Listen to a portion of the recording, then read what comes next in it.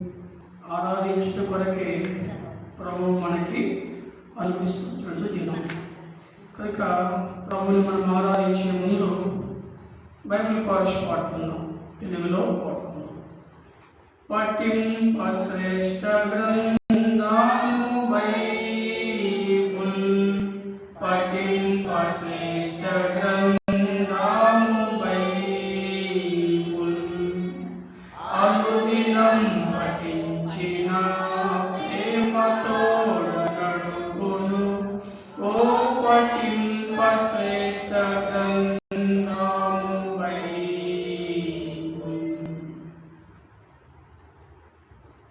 మన ప్రభుని మనము ఆరాధించుకున్నప్పుడు మరి కొన్ని విషయాలు బైబిల్ గ్రంథంలో నుంచి ఎందుకు ఆరాధించాలి అన్నటువంటి ప్రశ్నకు సమాధానం చూడటానికి ప్రయత్నము చేద్దాం. ఈ దినము సర్వ ప్రపంచంలో ఒక ప్రత్యేకమైన దినముగా ఆచరిస్తూ ఉంటారు.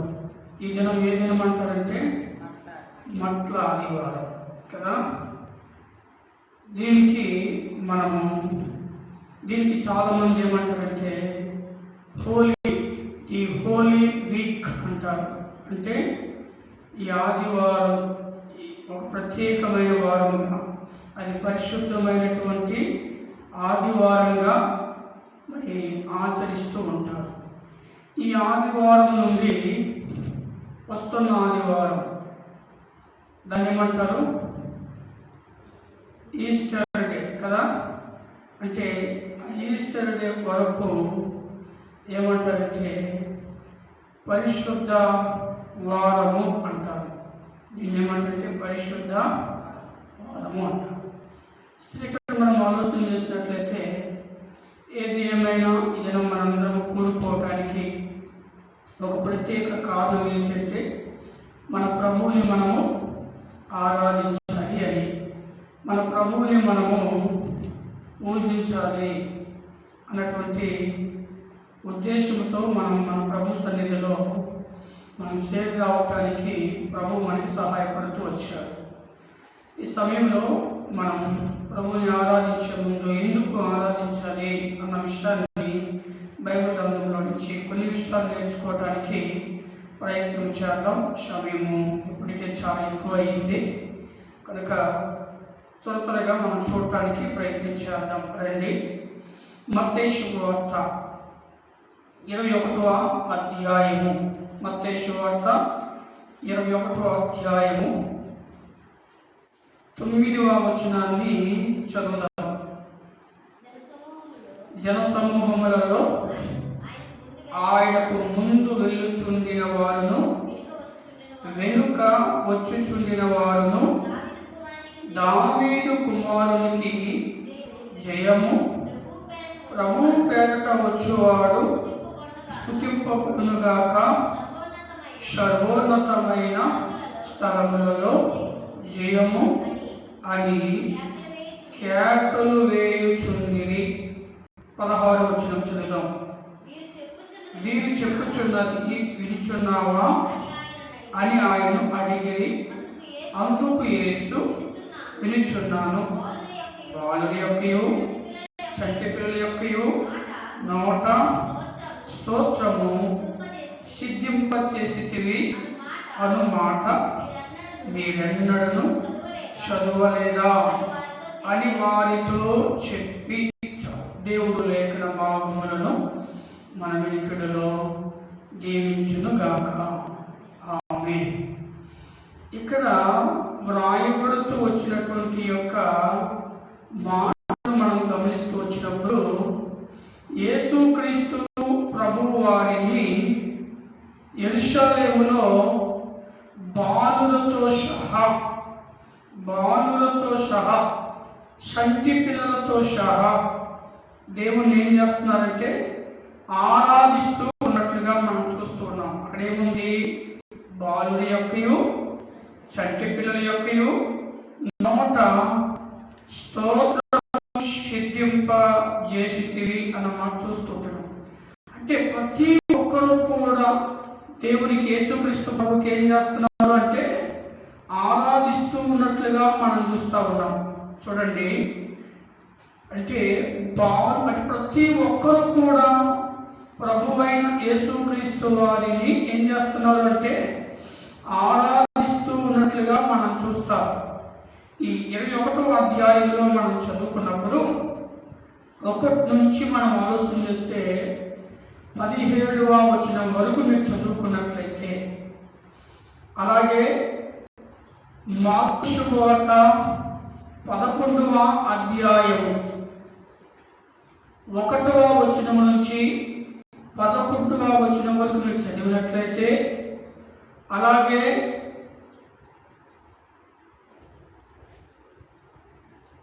లూకా సువార్త 19వ అధ్యాయంలో 28వ వచనం నుంచి 40వ వచనం వరకు మీరు చదివినట్లయితే, అలాగే యోహాను శుభవార్త 12వ అధ్యాయము 12వ వచనం నుంచి 15వ వచనం వరకు మీరు చదువుకున్నట్లయితే, ఈ 4 సందర్భాల్లో యేసుక్రీస్తు ప్రభువారు యెరూషలేములో హోసన్నగా ఆరాధించబడుతున్నాడు అన్న సందర్భం మనకి ఈ 4 సువార్తల్లో మనం బహు స్పష్టంగా గమనించగలం.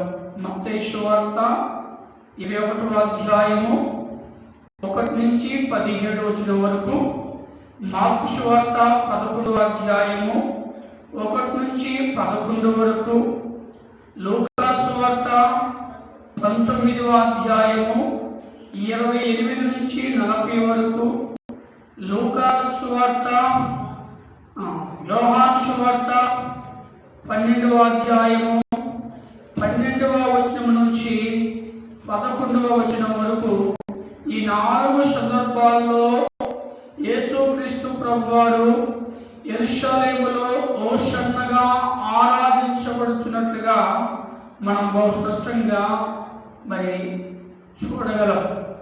సరే, ఇప్పుడు నా ప్రశ్న ఏంటి అని ఆలోచన చేస్తే, యేసుక్రీస్తు ప్రభువుని సంటి పిల్లలు, బాలురు, ప్రతి ఒక్కరూ కూడా ఏం చేస్తున్నారు? ఆయన్ని ఆరాధిస్తున్నారు అని మనం చూస్తూ వచ్చాం ఈ 4 సందర్భాలు.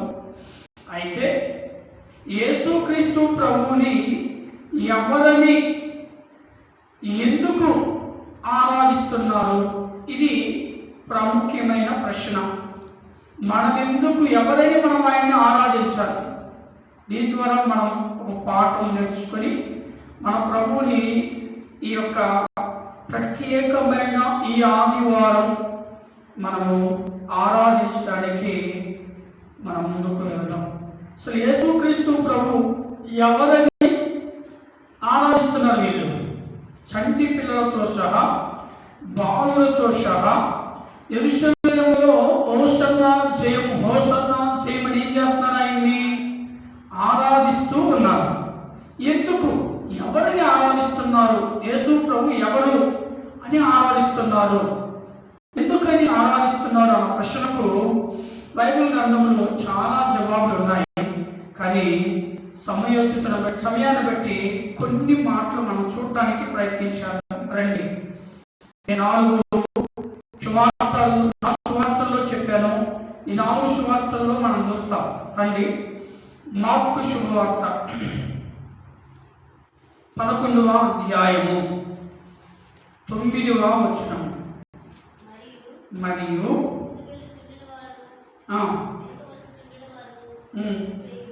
జయము ప్రభు పేరట వచ్చువాడు దావీదు రాజ్యం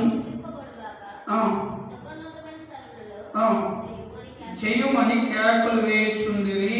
చూడండి, ఈ మాటలో స్పష్టంగా మనం చూడగలం. ఇంకొక మాట జ్ఞాపకం చేస్తాను. లూకా సువార్త కూడా చూద్దాం. లూకా సువార్త 8వ అధ్యాయం చూడాలి కదా, 19. లూకా సువార్త 19వ అధ్యాయం 28.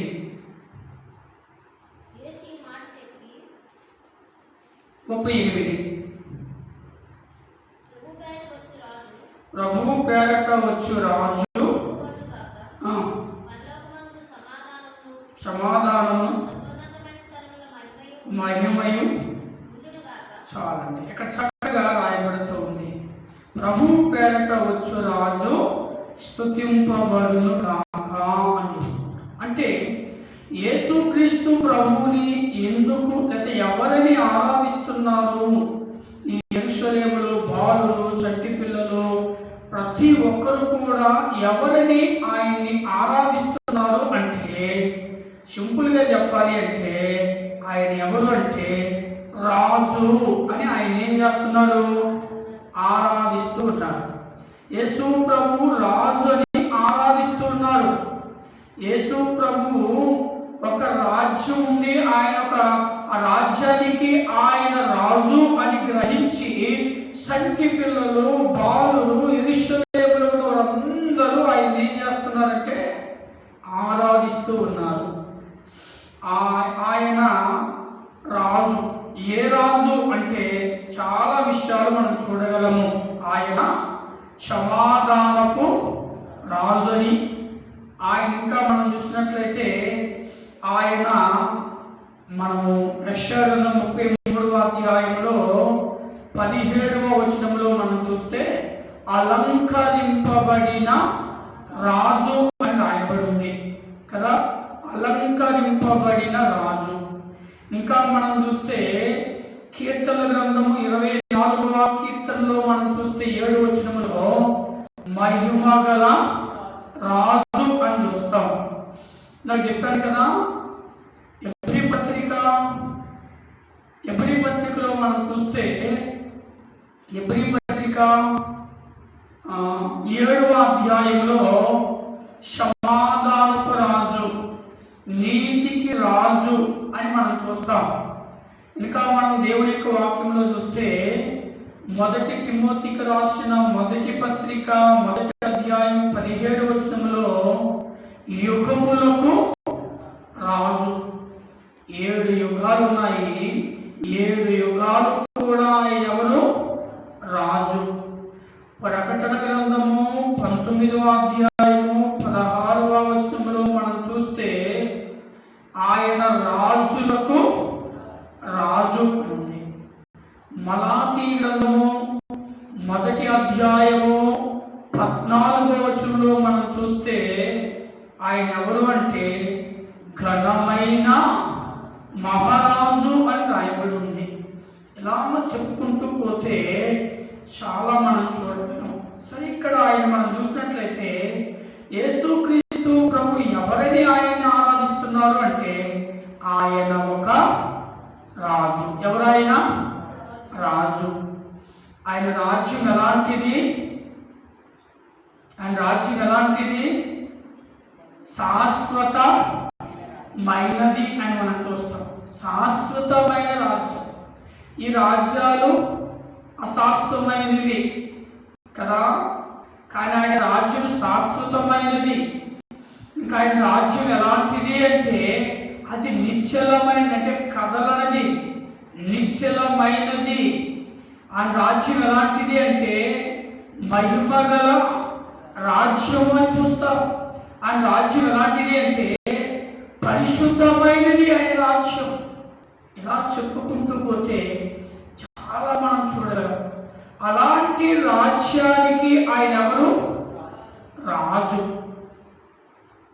అలాంటి రాజ్యానికి ఆయన రాజు కదా. ఆ రాజ్యంలో నీవు నేను మనము ఉండాలని ఆ రాజు యొక్క కోరిక. ఇక్కడ మనం ఆలోచన చేసినట్లయితే జకరియా గ్రంథంలో కూడా సందర్భాన్ని మనం చూస్తాం. నీతికి రాజు అని ఉంటుంది. రండి, జకరియా గ్రంథం 9వ అధ్యాయము. రండి, 9వ అధ్యాయం జకరియా గ్రంథము 9వ వచనం మనకు చూద్దాం ఒకసారి. సియోను నివాసులారా బహుగా సంతోషించుడి, యెరూషలేము నివాసులారా ఉల్లాసముగా ఉండుడి. నీ రాజు నీతిపరుడు, రక్షణ గలవాడు, ధీరుడనై గాడిదను గాడిద పిల్లను ఎక్కి నీ యొద్దకు. ఎంత గొప్ప రాజు కదా. ఎంత గొప్ప రాజు మనం చూస్తున్నాం. ఆ రాజు ఏ రాజు అంటే శాంతి రాజు. మీరు ఎందుకు ఖర్జూరపు మట్టలు పట్టుకొని ఆయన్ని ఆరాధిస్తున్నారు? ఇక్కడ అందుకే మనం ఆలోచన చేసినట్లయితే మరి వీళ్ళు ఎందుకు అక్కడ ఖర్జూరపు మట్టలు పట్టుకొని ఆరాధిస్తున్నారు అంటే వాళ్ళు గ్రహించారు. ఏమని గ్రహించారు? గగమా విను విను. ఏమని గ్రహించారు అంటే ఈయన ప్రభువు పేరట వస్తున్న రాజు అని గ్రహించారు. ఆయన ఎలా వస్తున్నాడు? ప్రభువు పేరట వస్తున్న రాజు అని గ్రహించారు. అందుకే వాళ్ళు దావీదు కుమారుడా అని ఏం చేశారు? అక్కడ ప్రస్తావన చేస్తూ వచ్చారు. అక్కడ మాటలు వారు వినియోగిస్తూ వచ్చారు. ఎందుకంటే వాళ్ళని పరిపాలించడానికి దావీదు గోత్రములో నుంచి ఒక రాజు వస్తాడు అని వాళ్ళు ఏం చేస్తున్నారంటే నిరీక్షిస్తున్నారు. ఎదురు చూస్తున్న విషయాన్ని మనం గమనించగలం. ఇప్పుడు ఆ ప్రవచనాలన్నీ కూడా వారు చదివారు. ఎవరు? యెరూషలేములో ఉన్నటువంటి వారు ప్రవచనాలు చదివినప్పుడు యేసుక్రీస్తు ప్రభువు ఏ గోత్రములో పుడతాడని వారికి తెలుసు అంటే దావీదు గోత్రములో పుడతాడు. ఏ గోత్రంలో పడితే ఆ గోత్రములో పుడితే వాళ్ళు యాక్సెప్ట్ లేదా అంగీకరించేవారు కాదు. ఇశ్రాయేలీలు ఆ గోత్రంలో ఏ గోత్రంలో పుట్టాలి అని ఆలోచన చేసినట్లయితే దావీదు గోత్రం, యోదా గోత్రం, దావీదు వంశంలో పుట్టాలి. అందుకే వాళ్ళు ఏమంటున్నారు? వాళ్ళు దావీదు ఏమంటున్నారు? దావీదు కుమారుడా కదా, దావీదు కుమారుడా నీకు జయము అని అంటున్నారు కదా. అంటే వాళ్ళు ఏది ఇండైరెక్ట్ గా మాట్లాడుతున్నారు? మమ్మను ఏలటానికి రానేయున్న మహారాజువి నీవే.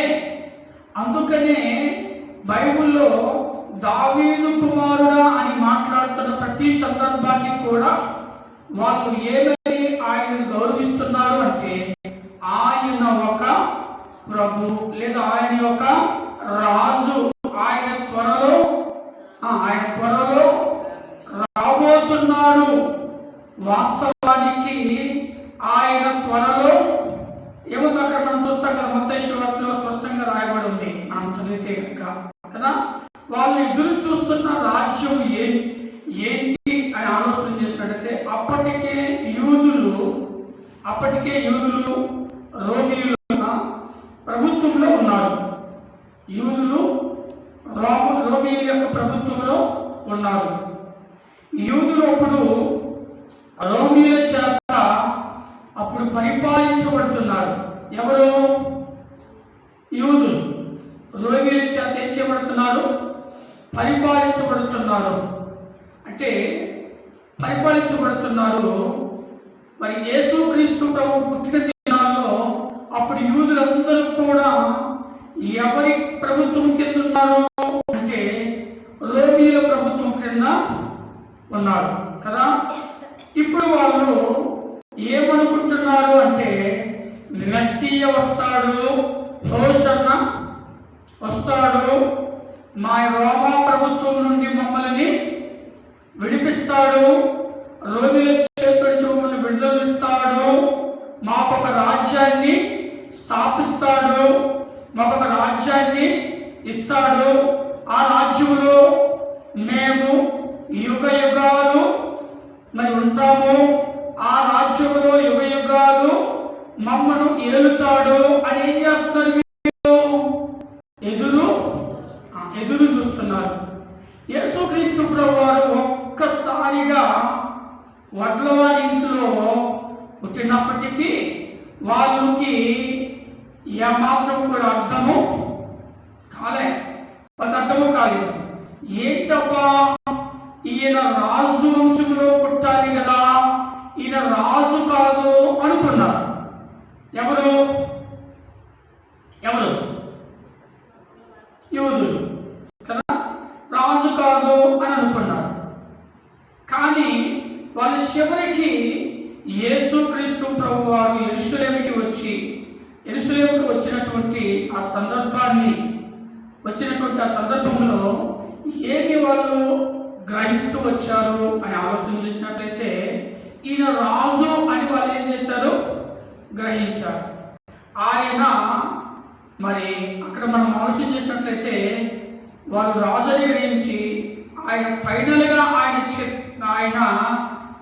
ఆయనే చెప్తున్నాడు. ఆ యొక్క మాటల్లో మనం చూస్తే పరోక్షంగా నేను రాజుని, ఇంకా సమాధానానికి రాజుని, ఇంకా నీతికి రాజుని, శాంతికి రాజుని, ఇలా చూసుకుంటూ పోతే రాజుని అని నిజమే వాళ్ళు చెప్పినప్పుడు వాళ్ళు నిజమే అని ఏం చేస్తారు, వాళ్ళు అర్థము చేసుకుని ఇప్పుడు ఏం చేస్తున్నారు, ఆయన్ని ఆరాధిస్తూ ఉన్నారు కదా. ఈ గ్రహింపు మనకు కనుక వస్తే ఈ ఉదయకాలపు వేళలో మనం కూడా వాళ్ళ వల్ల ఏం చేస్తాము, ఆరాధిస్తూ ఉంటాం. చాలా మంది ఏం చేస్తున్నారంటే ఆయన్ని ఆరాధించకుండా యూదుల రాజు అని, లేదా ఆయన రాజుగా పుట్టాడు, ఆయన రాజుగా వచ్చాడు అని ఆరాధించకుండా ఏం చేస్తున్నారు, చాలా మంది రోడ్ల పడి అరుస్తూ ఉన్నారు. ఈ కాదు ప్రాముఖ్యం. ఏం చేస్తున్నారు, ఏపుకొమ్మలు ఇంకా ఏవో పట్టుకుని, అది కాదు. ప్రభువుని ఏం చేయాలంటే ఆయన రాజుగా ఈ లోకానికి వచ్చాడు ఆయన గ్రహింపు కలిగి మనకి ఏం చేయాలి, ఆరాధించాలి. మన చేతుల్లో ఖర్జూరపు మట్టలు లేకపోయినా మన చేతులెత్తి మనం ఏం చేయాలి, మన ప్రభువుని ఆరాధించడం. చూడండి, వాళ్ళు రాజుని అంగీకరించారు కాబట్టే వాళ్ళు దారి పొడుగుని ఏం చేశారు, దారి పొడుగుని ఏం చేశారు కదా, దారి పొడుగుడు వాళ్ళు మరి ఆ యొక్క బట్టలను లేదా వారి యొక్క మరి వారి చీరలు కావచ్చు, వారికి అన్నింటినీ కూడా పరిచయం. బైబిల్ గ్రంథంలో రాజుని ప్రజలు అంగీకరిస్తూ వచ్చినప్పుడు వాళ్ళు చేసే పని, వాళ్ళ బట్టలన్నీ కూడా మెట్ల మీద ఏం చేస్తారో నడుస్తుంటే పరిస్తూ వచ్చినట్లుగా మనం చూస్తూ ఉంటాం. మన ఈ సందర్భాలు బైబిల్ గ్రంథంలో చాలా దగ్గర మనం చూడగలం. రాజుల 2వ గ్రంథంలో 9వ అధ్యాయము 12వ వచనంలో, 2వ రాజుల గ్రంథము 9:12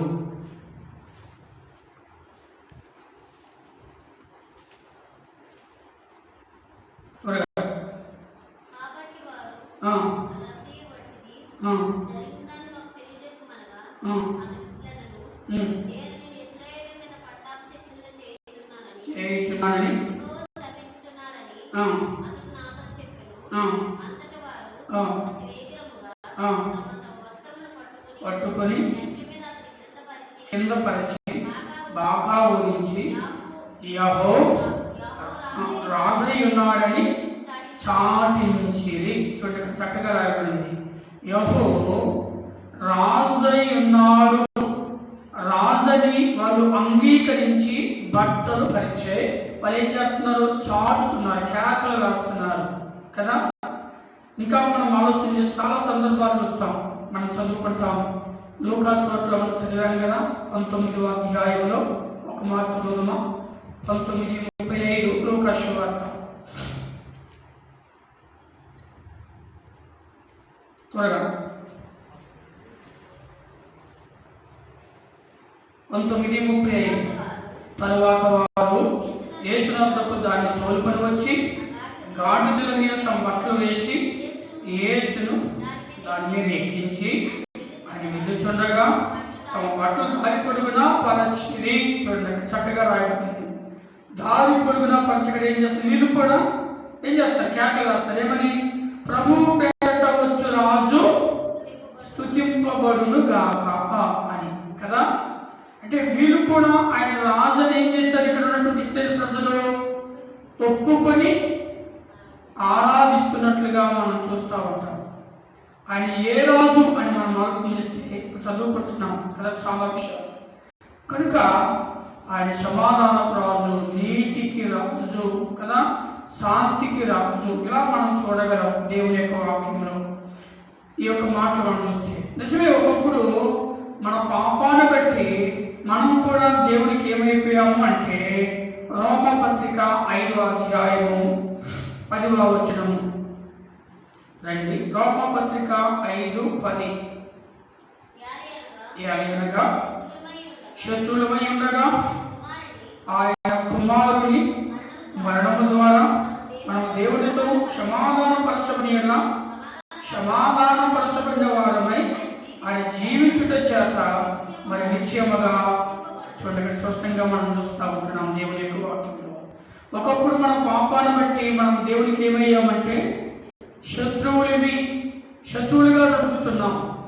ఆయన మనకు సమాధానం అనేది ఇవ్వటానికి సమాధానపు రాజుగా లోకానికి వచ్చాడు కదా. అందుకే యెషయా గ్రంథం 9:6 మనం చదువుతాం. ఏమని చదువుతాం? ఆయన సమాధానపు అధిపతి. అధిపతి అంటే రాజే కదా. కనుక యెషయా గ్రంథంలో మనం చూస్తే 53వ అధ్యాయంలో ఏమంటది? ఆయన మన కొరకు విధించిన శిక్ష సమానార్థ శిక్ష. యెషయా గ్రంథం 53వ అధ్యాయం చదవండి. 53వ అధ్యాయంలో రాయబడింది.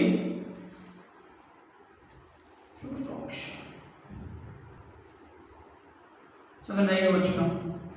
5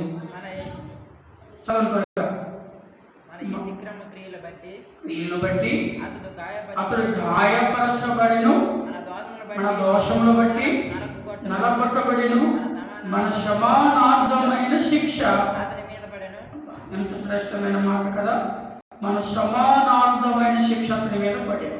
అంటే ఆ సమాధానపు రాజు నిన్ను నన్ను మన సమాధానపరచడానికి ఆయన ఆ శిక్ష ఆయన మీద వేసుకున్నాడు అని స్పష్టంగా చూస్తూ ఉంటాం. సరే, ఇక్కడ మనం ఆలోచన చేస్తే ఈ దినము ఎందుకు మన ప్రభుని మనం ఆరాధించాలి? ఆయన ఎవరిని ఆరాధించాలి అంటే ఆయన మొట్టమొదటి ఎవరైనా రాజు. రాజు. మనం ఎవరు? దాసులం. ఎవరు మనము? దాసులము. దేనికి దాసులము? ఏడంతలా వాటికి మనం దాసులం కదా. ఆ దాసత్వంలో ఉన్న మనలను విడిపించి రాజులైన యాజక సమూహంలో మనం చేర్చుట కొరకే ఆ రాజు ఈ లోకానికి వచ్చి మన యొక్క దాసత్వం నుంచి 7 అంతల దాసత్వం నుంచి విడిపించి నిన్ను నన్ను మనం ఏం చేశాడు? ఇప్పుడు రాజులుగా చేశాడు. అందుకు ఆ రాజుని మనం ఏం చేయాలి? ఆరాధించాలి. రెండవదిగా చూద్దాం, టైం అయిపోయింది. రెండవదిగా యేసుక్రీస్తు ప్రభువు ఎవరని చెప్పి వాళ్ళు కేకలు వేసి ప్రభు పేట వచ్చిన వారు స్తుతింపబడుగా అని చెప్పి బాలులు, చంటి పిల్లలు, అక్కడున్నటువంటి వాళ్ళందరూ ఆయన ఆరాధిస్తున్నారు అంటే రండి. జకరియా గ్రంథం 9వ అధ్యాయం. జకరియా గ్రంథము 9:9. సియోను నివాసులారా బహుగా సంతోషించుడి, ఉల్లాసముగా ఉండుడి. నీ రాజు నీతిపరుడు, రక్షణ గలవాడును, దీనుడనై గాడిద పిల్లను ఎక్కి నీ వద్దకు వచ్చుచున్నాడు. చాలు. రెండవదిగా ఇక్కడ రాయబడి ఉంది, ఆ ప్రభు ఎలాంటి వాడిని, ఎవరిని ఆయన్ని ఆరాధిస్తున్నారు అంటే అక్కడ రెండవదిగా రాయబడి ఉంది, ఆయన రాజు మాత్రమే కాదు కానీ ఆయన ఎవరు, నీతిపరుడు అని గ్రహించి ఆరాధిస్తున్నారు. ఆ మాటలు మనం చూస్తే, శివ నివాసులారా బహుగా సంతోషించి, యెరూషలేము నివాసులారా ఉల్లాసముతో ఉండుడి, నీ రాజు నీతిపరుడు. రెండోది ఆయన ఎవరు, నీతిపరుడు అంటే నీతిమంతుడు. ఆయనలో పాపము లేదని వారు ఏం చేశారు, గ్రహించారు, తెలుసుకున్నారు. అందుకు ఆయన నీతిపరుడు అని చెప్పి ఆయన ఏం చేస్తున్నారు, ఆరాధిస్తున్నారు. ఆయన మాత్రమే పరిశుద్ధుడు అని వారు గ్రహించారు. ఆయన మాత్రమే పాపము లేనివాడు అని వారు గ్రహించారు. ఆయన పరిశుద్ధపరచడానికి ఆయన మాత్రమే ఈ లోకానికి పాపము లేని పరిశుద్ధ దేవుడిగా ఈ లోకానికి వచ్చాడు అని వాళ్ళు ఏం చేశారు, గ్రహిస్తూ వచ్చారు కదా. ఆయన మాత్రమే పాపులను రక్షించడానికి వచ్చిన పరిశుద్ధ దేవుడు అని వాళ్ళు ఏం చేశారు, గ్రహించారు. అందుకు ఆరాధిస్తున్నారు. ఈరోజు మనం కూడా మన ప్రభువుని మనం ఆరాధించడానికి తగిన హేతులేంటి? ఎందుకు మన ప్రభువుని మనం ఆరాధించాలి అంటే, మన ప్రభువు ఎవరు అంటే ఆయన నీతిపరుడు, ఆయన నీతిమంతుడు, ఆయన పరిశుద్ధుడు, ఆయన పాపము లేని దేవుడు, ఆయన పాపను రక్షించడానికి పరిశుద్ధ దేవుడిగా పాప శరీరాకారం ధరించుకుని లోకానికి వచ్చినటువంటి పుణ్యాత్ముడు అని మనం గ్రహించడానికి ఏం చేయాలి, ఆరాధన చేయాలి. ఇది వీళ్ళు గ్రహిస్తూ వచ్చారు. ఇక్కడ ఇంకా చూస్తే వాళ్ళు గ్రహిస్తూ వచ్చిన శ్రేష్టమైన విషయం ఏంటంటే, ఆయన మహాపరిశుద్ధుని గ్రహించారు, ఆయన నీతిమంతుడు అని గ్రహించారు కదా. ఈరోజు మనము ఆ గ్రహింపుతో మన ప్రభువుని మనం ఏం చేయాలి, ఆరాధించాలి. నేను జన్మతః పాపిని, నా పాపము నుంచి విమోచించడానికి, విడిపించడానికి, రక్షించడానికి నా కొరకే పాపము లేని దేవుడు, పరిశుద్ధుడు, నీతిమంతుడు, మరి మహాపరిశుద్ధుడైన దేవుడు ఈ లోకానికి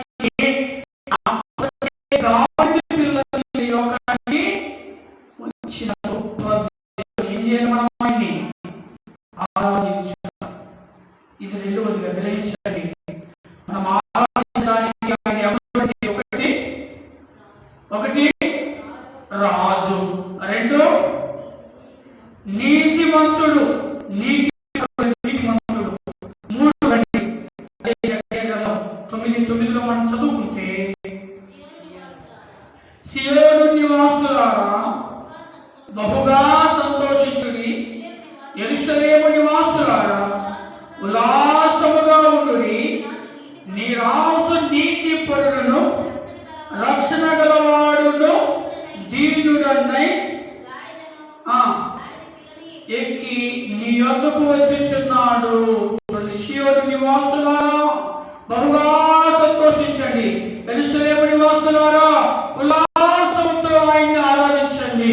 ఎందుకు అంటే ఆయన ఎవరని అంటే, మూడవదిగా అక్కడ స్పష్టంగా రాయబడింది, ఆయన రక్షణ గలవాడు. ఎవరైనా ఆయన రక్షణ గలవాడని గ్రహించాడు, ఆయన రక్షకుడు అని గ్రహించాడు. అందుకు ఆయన ఏం చేస్తున్నారు, ఆరాధిస్తున్నారు. అందుకని బైబిల్లో ఆయన అపోస్తలుగా రాయబడింది, ఆయన విమోచకుడు అని కూడా రాయబడింది. నా విమోచకుడు సజీవుడు అంటాడు కదా. ఆయన విమోచకుడు. కట్టబడిన గాడిద ఎవరు విడిపించారు? కట్టబడిన గాడిదను యేసు ప్రభువే విడిపించారు. ఒకప్పుడు మనము కూడా ఏం చేయబడ్డాము, కట్టబడ్డాము. దేని చేత? పాపము చేత కట్టబడ్డాము. మనల్ని విడిపించడానికి ప్రభు అయిన యేసుక్రీస్తు ఈ లోకానికి వచ్చాడు కదా. మనల్ని విడిపించడానికి యేసుక్రీస్తు వచ్చాడు. ఏమన్నందుకే ప్రకటన గ్రంథం మొదటి అధ్యాయం 6వ వచనం 1:6 ప్రకటన గ్రంథం. ప్రేమించుచు తన రక్తం వలన మన పాపముల నుండి మనం విడిపించిన వారికి మహిమయు ప్రభావమును. చాలండి, చూడండి, మన పాపములను విడిపించాడు కనుక మహిమ ప్రభావం యుగయుగములు కలుగుతుంది. అంటే ప్రాముఖ్యంగా మన పాపములో ఉన్న వాళ్ళని విడిపించడం, రక్షించడానికి రక్షకుడి లోకానికి వచ్చాడు. ఆయన రక్షకుడు అని గ్రహించాడు. ఈరోజు బైబిల్ గ్రంథంలో మనం ఆలోచన చేస్తే ఆయన మాత్రమే రక్షకుడు. ఏముంది బైబిల్లో? హోషేయ గ్రంథం 13:4 చివరి భాగం చదువుదామా? హోషేయ గ్రంథము 13:4 చివరి భాగం త్వరగా చదువుదాం.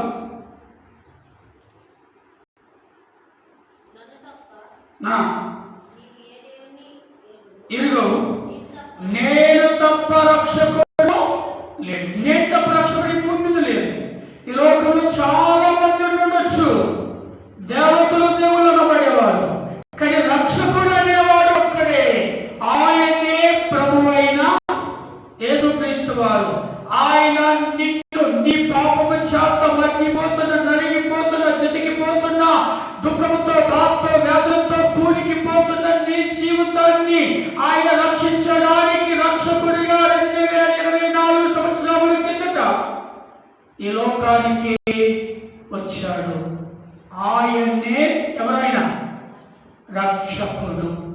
దాన్ని ఈ ఉదయకాలపు వేళలో నేను మనం గ్రహించగలిగితే ఆయన మనం పూజించకుండా, ఆయన మనం రక్కకుండా, ఆయన మనం ఆరాధించకుండా ఉండలేము అన్నది దేవుని యొక్క వాక్యంలో స్పష్టంగా ఖచ్చితంగా మనం చదువుతుంటున్నాం కదా. ఆయన 4వదిగా క్షమించిన 3వదిగా ఆయన ఎవరు అంటే రక్షణ గలవాడు, రక్షకుడు కదా. నేను తప్ప రక్షకుడు లేడు. ఈ రక్షకుడు దేని నుంచి మనం రక్షించాడు అంటే చాలా, ఇది కూడా ఒక పెద్ద సబ్జెక్ట్ అవుతుంది. దేనికి రక్షించాడంటే పాపము నుంచి, పాపులను రక్షించడానికి రక్షకుడిగా ఆయన లోకానికి వచ్చాడు అని మొదటి అధ్యాయం 15 మనం చదువుతాం కదా. పాపములో ఉన్న మానవుని రక్షించడానికి రక్షకుడికి లోకానికి వచ్చాడు. అలాంటి రక్షకుడి భూమి మీద ఎవరు కూడా లేరు. నీ పాపము చేత నువ్వు నలిగిపోతున్నావు, చితికిపోతున్నావు, నెమ్మది లేకుండా జీవిస్తున్నావు, శాంతి సమాధానం లేకుండా జీవిస్తున్నావు, మనశ్శాంతి లేకుండా జీవిస్తున్నావు. నీ పాపమే నీ జీవితంలో వేదన, చింత, బాధను తీసుకొస్తుంది, బాగుపడకుండా చేస్తుంది, మేలు కలగకుండా చేస్తుంది. చస్తే నిత్య నరకానికి ఈడ్చుకునిపోయేది పాపమే. ఆ పాపము నుంచి రక్షించడానికి ప్రభు యేసుక్రీస్తు వారు 2024 సంవత్సరాల కిందట ఈ లోకానికి రక్షకుడిగా వచ్చాడు. అలాంటి రక్షకుడిని ఈ కాలపు వేళలో మనం కలిగి ఉన్నందుకు ఆయన మనం ఏం చేయాలి అంటే ఆరాధన చేయాలి. ఓకే, ఇది 3వదిగా. ఇక 4వది చూద్దాం. సమయం అయిపోయింది. నేను టూటిగా 2 నిమిషాలు జ్ఞాపకం చేసి ముగిస్తాం. 4వదిగా అక్కడే రాయబడింది జకర్యా గ్రంథం 9:9.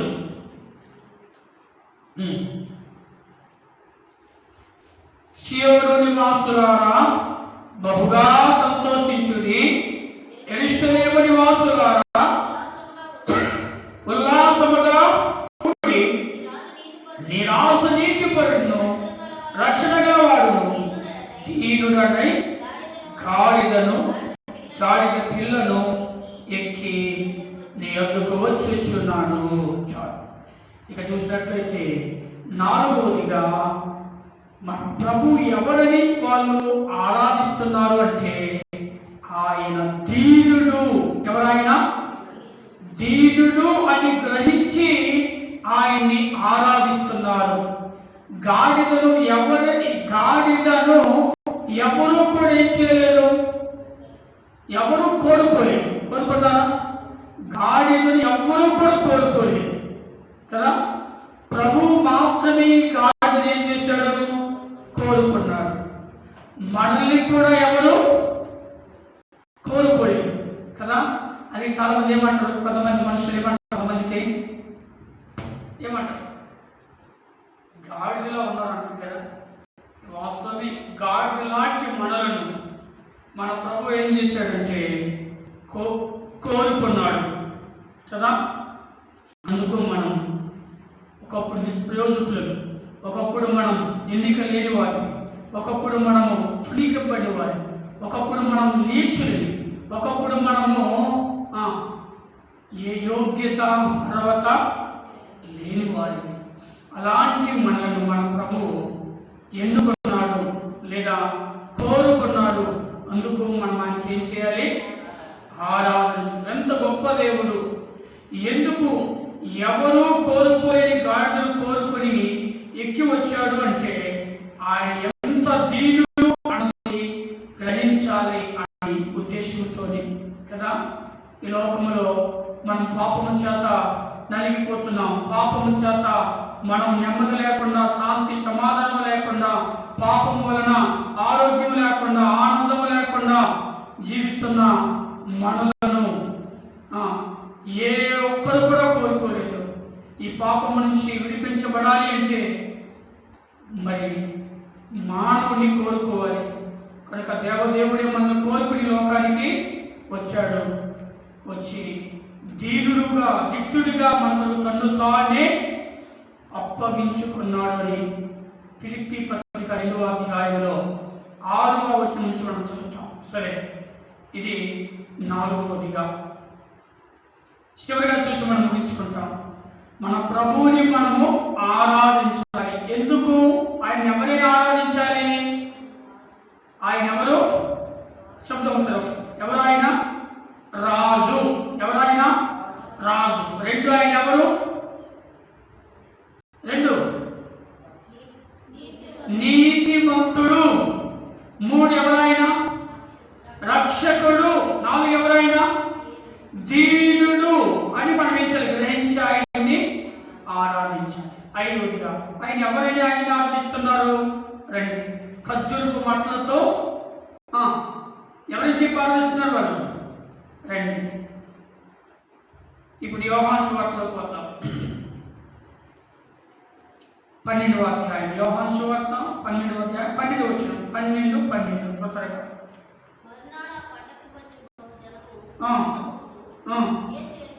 యేసు యెరూషలేముకు వచ్చుచున్నాడని విని ఖర్జూరపు మట్టలు పట్టుకొని ఆయన ఎదుర్కొనబోయి, జయము ప్రభువు పేరట వచ్చుచున్న ఇశ్రాయేలు రాజు స్తుతింపబడునుగాక అని కేకలు వేసిరి.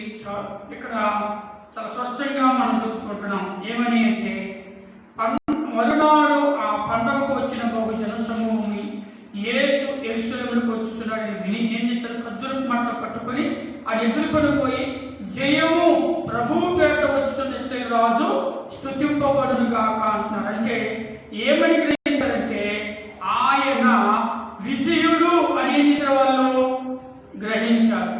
ఆయన విజయశాలి అని గ్రహించి ఆయన ఏం చేస్తున్నారు? ఖర్జూరపు మట్టలు పట్టుకుని వచ్చి ఆయన్ని ఆరాధిస్తున్నారు.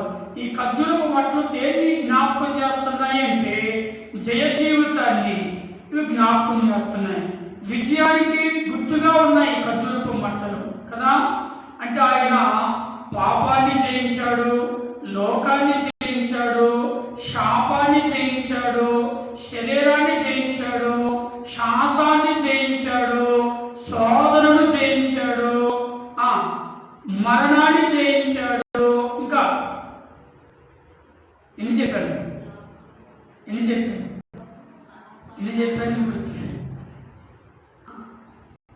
ఒకటి, పాపాన్ని జయించాడు. రెండు, శాపాన్ని జయించాడు. మూడు, లోకాన్ని జయించాడు. నాలుగు, శాతాన్ని జయించాడు. ఐదు, శరీరాన్ని జయించాడు. ఆరు, మరణాన్ని జయించాడు. ఏడు, సమాధిని జయించాడు కదా. ఎంత గొప్ప దేవుడు! అలాంటి జయశాలి అయిన, అలాంటి విజయుడు అయిన, విజయశాలి అయిన ప్రభువుని మనం ఏం చేయాలి? ఆరాధన చేయాలి. కనుక 5 విషయాలు తీసుకువచ్చాం. మన ప్రభువుని మనం ఎందుకు ఆరాధించాలి అంటే, ఆయన ఎవరైనా ఆరాధించాలంటే ఆయన ఒకటి రాజు. భూపతులందరికీ ఆయన ఎవరు? రాజు. రాజులందరికీ ఆయన ఎవరు? రాజు కదా. 2 ఆయన నీతిపరుడు, నీతిమంతుడు. 3 ఆయన రక్షకుడు, రక్షణ గలవాడు. 4 ఆయన దీనుడు. 5 ఆయన విజయుడు, జయశాలి. అందుకు మనం ఆయన్ని ఆరాధించుకుందాం. దేవుడి మాటలు దీవించును గాక. ఆమేన్. ప్రార్థన చేసుకుందాం. దయచేసి మోకరించినట్లయితే ప్రార్థన చేసుకుందాం. మోకరించినట్లయితే